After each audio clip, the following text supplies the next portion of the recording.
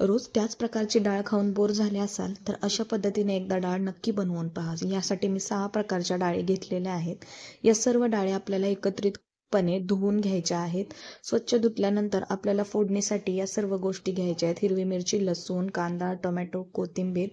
फोडणीसाठी सर्वात प्रथम आपल्याला जिरे टाकायचे आहेत, कढीपत्ता, त्याचबरोबर अद्रक लसूण जे बारीक कापलेले आहेत ते ॲड करायचे आहे.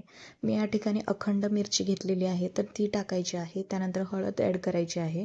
या सर्व गोष्टी आपण व्यवस्थितपणे याला परतून घ्यायच्या आहेत. त्यानंतर आपल्याला याच्यामध्ये कांदा ॲड करायचा आहे.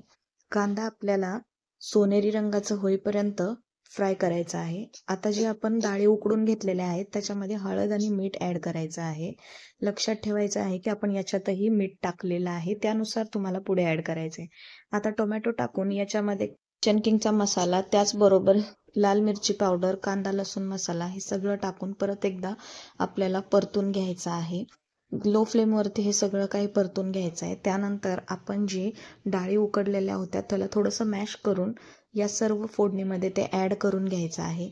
चवीपुरतं मीठ टाकायचं आहे. वरून कोथिंबीर टाकायची आहे. ही डाळ तुम्ही भातासोबत किंवा चपातीसोबतही खाऊ शकता. धन्यवाद.